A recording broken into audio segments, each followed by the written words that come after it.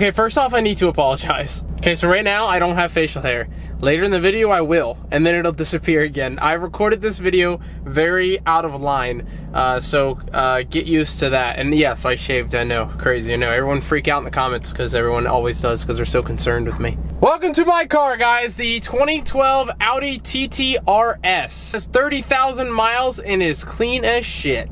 Yep, this is the new whip. Well, I guess I should probably answer questions. Why the Audi? Okay, first of all, I got Audi because of the interior, okay? So this interior is unbelievable. I absolutely love it.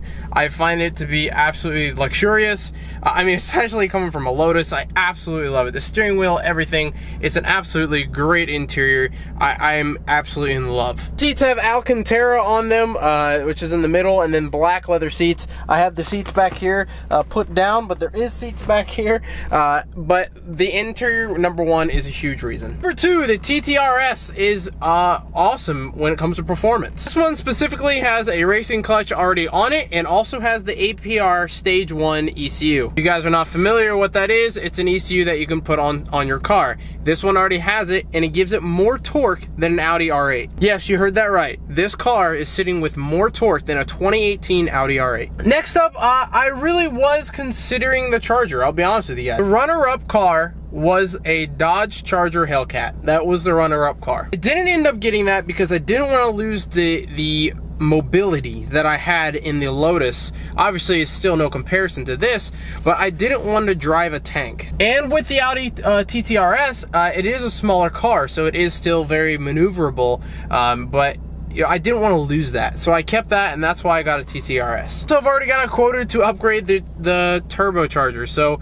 ideally here soon, I wouldn't say soon, I'd say by summer, we are going to have a 600 to 700 horsepower TT-RS. Wondering the random numbers here, this does somewhere up in the low 400s for horsepower because of the ECU, and it also does 474 torque. So that's kind of what you're looking at. Weighs about 3,300 pounds. Gonna go get the turbo swapped out on the West Coast to give it around 700 horsepower, or 600 to 700 horsepower, and about the same, if not more, torque. I'll tell you guys straight up, this car is absolutely amazing. The mid-range in this thing is unbelievable. With the Lotus, I was so used to a low-range torque, and when I say that, like right when you got on it, that's where you had your kind of your boost. This car, it's not on the beginning, it's in the middle, and it is so smooth. Like it's like a smooth turbo. I don't know how to explain it other than being really smooth. Mention it's a 5-cylinder. So one thing I had never heard in my life before is a 5-cylinder engine. Oh my god, guys, I absolutely love the 5-cylinder engine sound. This car sounds absolutely amazing,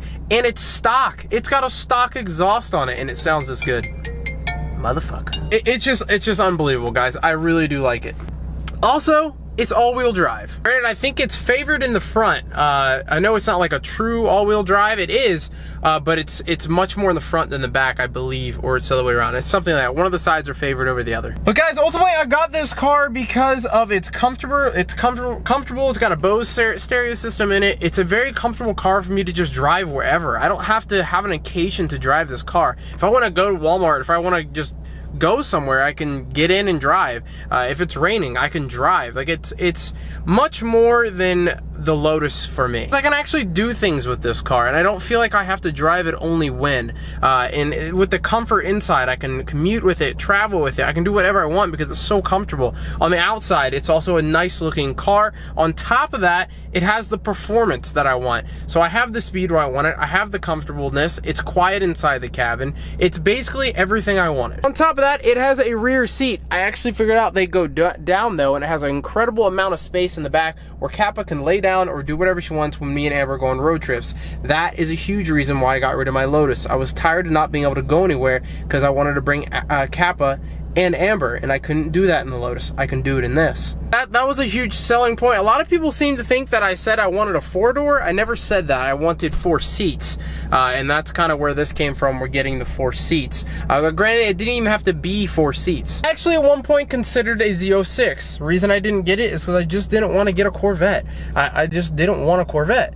I really have no explanation. I just didn't want to have a Corvette. Like, everyone has a Corvette, and I just didn't want to have a Corvette. A lot of you guys will say something about the ZL1. The ZL1 is nice. It has a back seat as well. Again, not my taste. It's big. It's a very big car, and I'm not a big Chevy fan. I've never been a Chevy fan. I never will be a Chevy fan. But, you know, with that said, ZL1s are beautiful cars, just not for me. I just felt like muscle car, like a super muscle car, just wasn't me.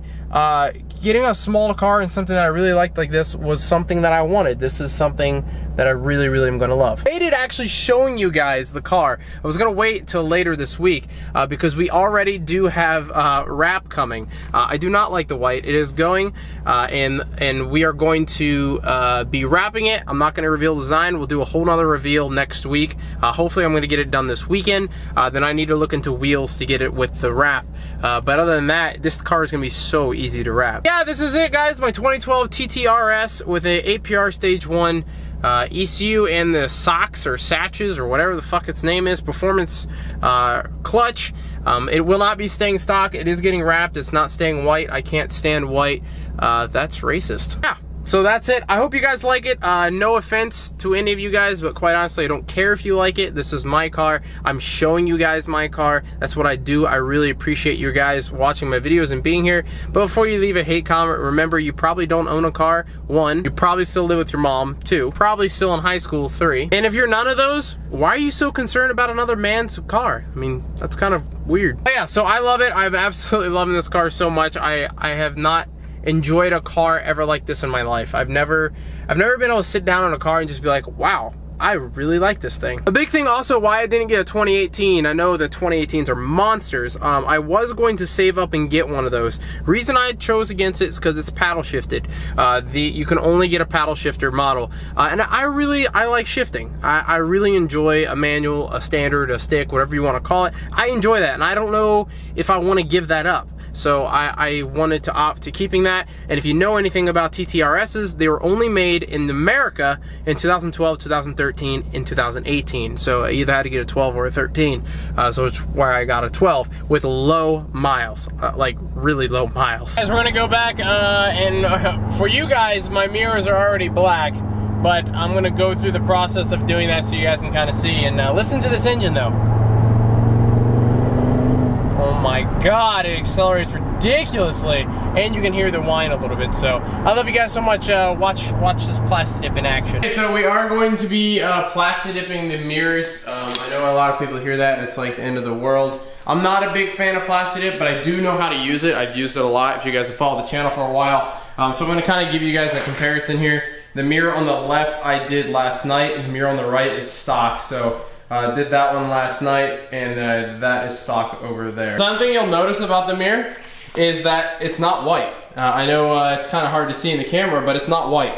You see the body color there, and this is actually silver. So on the TT-RS, they actually, if you didn't upgrade to the carbon fiber mirrors, they made them just silver and just absolutely hideous. So I can't stand the silver. And I don't feel like paying for the carbon fiber right now. Eventually, all of the black parts that you're seeing me do will be carbon fiber. Obviously, I have to budget right now because I'm doing other things that I'll show you guys later. I've put my money in other places. So for right now, the stuff that I can avoid doing, I am. So these mirrors, instead of getting the carbon fiber covers on them, I am just going to make them glossy black. Bring you guys back here to here. So this is the fuel cap. Obviously, I don't have to tell you guys what damn fuel cap is. But this is Plasti-dip as well. I did it last night. It is got the glossifier on it as well. It also has this stuff back. Where's that? This stuff from when I did my Lotus. It's called, it has spray all over it, but it's called After Dip. And it makes Plasti-dip slick. So this wood is really slick. Is as slick as this. It's not rubbery at all. So I did that last night, and that was also a silver, so it looked absolutely awful. So here's a close-up of the mirror. It's not absolutely perfectly amazing. It's Plasti-dip. This is as best as it's gonna get. It's all inside, all around. I know how to use Plasti-dip. I've used it before, so like I said, I am pretty good at it. Also have the blinker completely still there and everything like that. All around it. It is glossy, and like I said, goes all the way around, and it has the stuff to make it slick too, so it's not like rubbery. So really important thing with that stuff is bugs hit this spot a lot. right here. And with that slick stuff, it'll actually shear the bugs off so they won't get stuck on it. So what we're gonna do right now is we're gonna take that mirror and make it into this. I'm gonna kind of just give you guys step-by-step processes of what we're doing. First things first, when you're ever doing anything with Plasti-dip is you need to tape stuff off. No matter what you do, you're gonna get overspray, especially inside of a closed garage. So what I'm gonna do is I'm gonna take newspaper and start laying it as big as I can, because this is a very weird angle. So I'm gonna be spraying everywhere. And I'm gonna put it like literally everywhere. So that's what we're gonna do right now.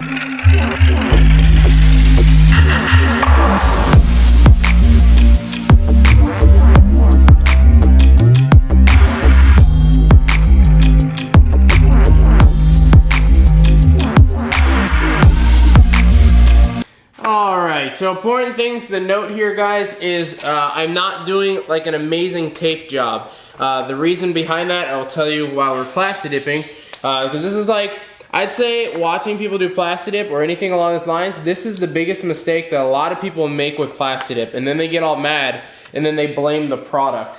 So I'm not like a spokesperson for Plasti-dip, don't get me wrong, I buy all my shit. But what I'm trying to say is a lot of people think this stuff is magic and it should work the way that they want it to work, and that's just not how it works. So I'll show you kind of how this works. The next step is we need to get rubbing alcohol and clean the living F out of this. Every single spot that is going to be getting dipped. So you can already see kind of bugs on there. So I'm going to get some rubbing alcohol. We're going to clean this up. Alright, so this is pretty much done here. I clean it twice. Everything comes down to prep, guys. When you're doing any type of painting, any type of Plasti-dip, anything like this, it's all about prep. Because the product is only going to go down onto a surface that is as clean as, you know, it's supposed to be. So that's pretty good. Rubbing alcohol cleans, you know, it cleans basically anything. And it also dries really quick. So now I'm going to go grab the Plasti-dip. It's good to go. Shake it for a good 10-20 seconds, depending on how empty it is. This one's pretty empty, so, but yeah. First off, what we're going to do, make sure your Plasti-dip tip is clear. If you used it the night before or something like that, you need to make sure you scrape off any of the Plasti-dip that's dried on the nozzle. What I'm gonna do is kind of make sure I got a good pattern. It looks good, it's black, that's exactly what I did. So now I'm gonna hit it with the first coat, which is just a very thin layer. That's pretty much the first coat. Like I said, this isn't like a normal Plasti-dip thing. This is like literally every angle possible. So it's very, very, very hard to do, because it's very hard to get under here because it's against the car. Notice here, guys, I did not tape off the blinker section. The blinker section is not taped off. Neither is the mirror, which you look in. Those are not taped off for a reason. You do not tape things like this off. There's no point to. Alright, so that's, I think about 5 or 6 coats of black. Obviously, honestly, I'd probably do maybe a couple more, but I'm gonna call it right there. Pretty smooth. Obviously, it's not gonna be like fucking, you know, paint smooth, but it's very smooth on here. So now we have this stuff, which is called Plasti-dip Glossifier. It's in a can. Guys, also, if you are able to not use a can, don't use it. I have a sprayer, but these projects like this are so small, it's not worth getting the big sprayer out. You can just get a can. But if you were doing like a big project, like, I don't know, side of a car or panels of a car, always get the big sprayer. It actually goes on pretty smooth. So at this point, you're gonna shake up the Glossifier, and this is a little different process. Again, a lot of people don't take the time to actually look up how it's supposed to be. But this is supposed to be a 1-coat thing. I'm supposed to put 1 coat on. It's supposed to be a really wet coat, and that's it. You do not just keep layering different coats of Glossifier on. It's not how it works. It's one solid, nice, wet layer. So that's what we're gonna do here. It also doesn't dry as well as regular Plasti-dip, so it's easier to create runs, so don't overdo it. So here we go. All right, so that's that. That's 1 coat, pretty solid on there. Since you only do 1 coat, you really wanna have your phone handy. Throw off that flashlight. Make sure there's no spots that are matte. It's a really good way. Why is my phone on airplane mode? What the hell? It's a really good way to kind of just make sure. So I got a lot of runs on this bottom piece right here.